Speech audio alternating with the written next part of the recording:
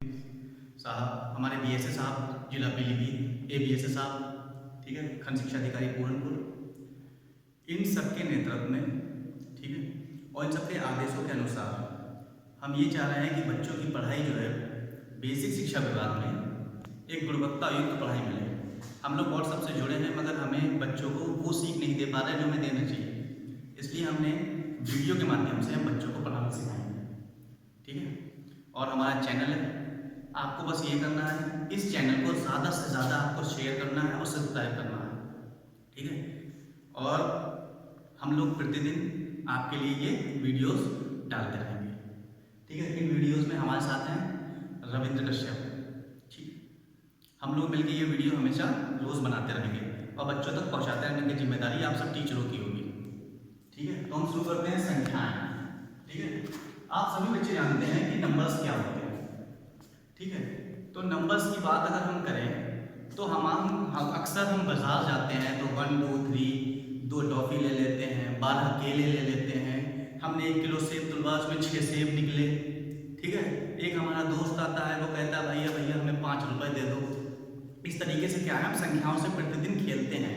मगर बच्चों ये संख्याएं पता, ये संख्याएं भी कई तरीके की होती हैं।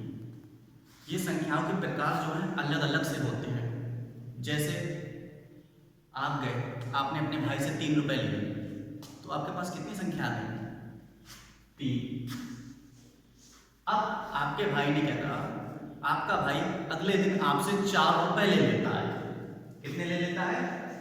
4 रुपये।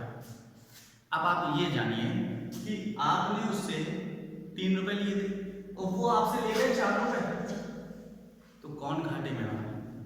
आपके पास से कितना कम हो गया? आपके पास से 3 रुपये आपने लिए थे, आप वो उसको आपसे 3 रुपये वापस लेना चाहिए थे, मगर उसने क्या करा, आपसे 1 रुपया ज़्यादा वापस ले लिया। यानी उसने 1 रुपया आपसे ज़्यादा वापस ले लिया, आप 1 रुपये घाटे में चले गए। और जब भी हम कोई चीज़ घाटे में जाते हैं तो उसके आगे हम साइन लगाते हैं माइनस का, और जब भी हम कोई चीज़ फायदे में जानते हैं तो उसके आगे साइन लगाते हैं प्लस का। आपने अपने भाई से 1 रुपया लिया तो आप 1 रुपये जीत में हो गए। 2 रुपये लिए तो प्लस पे लगाएंगे 2, आपके पास ज़्यादा है ना, प्लस का मतलब आपके पास आ रहा है।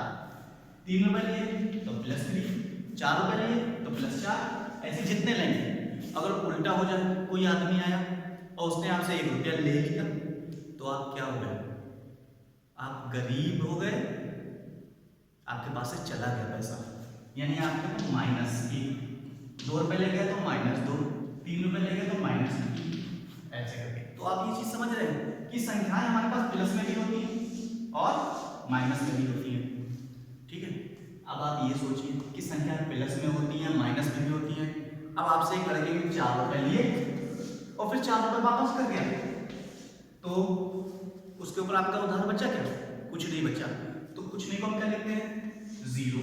मगर ये सब चीजें अभी हमारे पास हैं। स्टार्टिंग में क्या हुआ था, शुरुआत में क्या हुआ था, जब हमारे पास जब ये नंबर बने थे तो सबसे पहले हमारे पास नंबर बने थे 1 2 3 4 5, ऐसे चलते चले जाओ आगे तक, ठीक है। 5 से बड़ा 6, 6 से बड़ा 7, 7 से बड़ा 8, बड़ा होता चला जाएगा नंबर।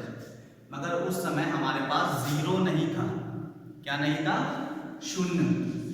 ये नंबर हमारे पास नहीं था, ठीक है। तो जब ये नंबर हमारे पास 1 से शुरू हुआ था और जितने आगे बढ़ते चले जाएं, ये सब नंबर को हमने क्या नाम दिया था? प्राकृत संख्या। क्या नाम दिया था? प्राकृत संख्या। इसकी शुरुआत कहां से होती है? 1 से होती है और उसके आगे आप चलते चले जाइए, 1 2 3 4 5 6 100 150 1000 10,000 लाख, ठीक है। अगर आप सीबीएसई बोर्ड पढ़ते हैं तो इन प्राकृतिक संख्याओं को कहते हैं नेचुरल नंबर, ठीक है। मगर अब बाद में क्या हुआ, हमारे भारतीयों ने एक संख्या की खोज की, वो संख्या थी 0। कौन सी संख्या थी? 0। इसको इसमें जोड़ा जाने लगा, फिर ये संख्या इसकी 0 की खोज हो गई, तो फिर सबने कहा कि इसकी शुरुआत कहां से होना चाहिए? 0 से। 0 से बड़ा कौन है? 1। पहले सबसे छोटा कौन सा था? 1। 1 से बड़ा 2, 2 से बड़ा 3। अब सबसे छोटा कौन है? 0। उससे बड़ा 1, 1 से बड़ा 2, 2 से बड़ा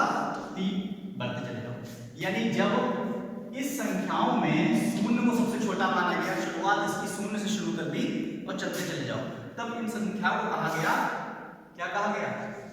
पूर्ण संख्या। क्या कहा गया? पूर्ण संख्या। इंग्लिश में इसको कहते हैं होल नंबर। क्या कहते हैं? Whole number. ठीक है, अभी तो मैं आपको हल्का समझा रहा हूँ, ठीक है, बाकी आपको विस्तार से कल बताया जाएगा। ठीक है, शुरुआत हम धीमी करेंगे। ठीक है, अब क्या हुआ, उसके बाद हमें समझ में आया कि हमने किसी को 1 रुपया दिया, 1 रुपया वापस ले लिया, तो हमारे पास बचा 0। हमने उसे 1 रुपया दिया, दूसरे आदमी को हमने फिर 1 रुपया दिया, फिर दूसरे आदमी को हमने 2 रुपए दिए, 3 रुपए दिए। तो जब हम दे रहे हैं तो वो तो प्लस में जा रहा है, उसके पास तो पैसा प्लस में इकट्ठा हो रहा है, और हम जा रहे हैं घाटे में। हमने उसे 1 दिया तो वो प्लस में 1 हो गया, हमारे पास से चला गया तो हम -1 हो गए। हमने उसे 2 रुपए दिए तो वो प्लस में 2 रुपए, हमारे पास से क्या हुआ? 2 रुपए खर्च हो गए, हम माइनस में 2 रुपए हो गए। तो हमें समझ में आया कि संख्याएं प्लस में भी होती हैं और माइनस में भी होती हैं। तो जब संख्याओं को प्लस और माइनस दोनों में लिखा जाता है, ठीक है, जब संख्याओं को प्लस और माइनस दोनों में लिखा जाता है तो उनको हम कहते हैं पूर्णांक। क्या कहते हैं? पूर्णांक। इंग्लिश में कहते हैं इसको इंटीजर्स। ठीक है, इसको कहते हैं पूर्णांक।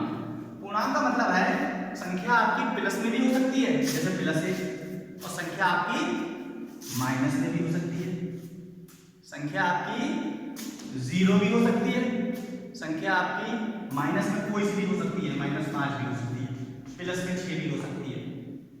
प्लस को हम लिखते नहीं, ठीक है, जहां कुछ ना लिखा हो वो प्लस माना जाता है। 7 भी हो सकती है, -8 भी हो सकती है, संख्या कोई सी भी हो सकती है, तो उसको हम कहते हैं इंटीजर। अब सवाल हो रहा है, आपका भाई बाजार से सेब लाया, आप 2 भाई थे, माँ ने कहा बेटा सेब 1 है, आप दोनों आधा आधा खा लो। अब आप समझने लगे कि ये कौन सी नई संख्या है, आधा क्या होता है। ठीक है, या माँ ने कहा आधा बड़े वाले भाई को दे दो, आधा तुम, आधे में से तुम खा लो और हम खा लें, आधे में से भी आधा कर लो। तो हमें समझ में आया कि संख्या को हम टुकड़े भी कर सकते हैं। इस संख्या जब हम कहते हैं आधा, आधे का भी आधा, तो इसको कहते हैं बटा। क्या कहते हैं? बटा। और बटा वाली संख्याओं को हम क्या कहते हैं? उसको कहते हैं हम परिमेय संख्या। क्या कहते हैं? परिमेय संख्या, यानी रेशनल नंबर। परिमेय संख्या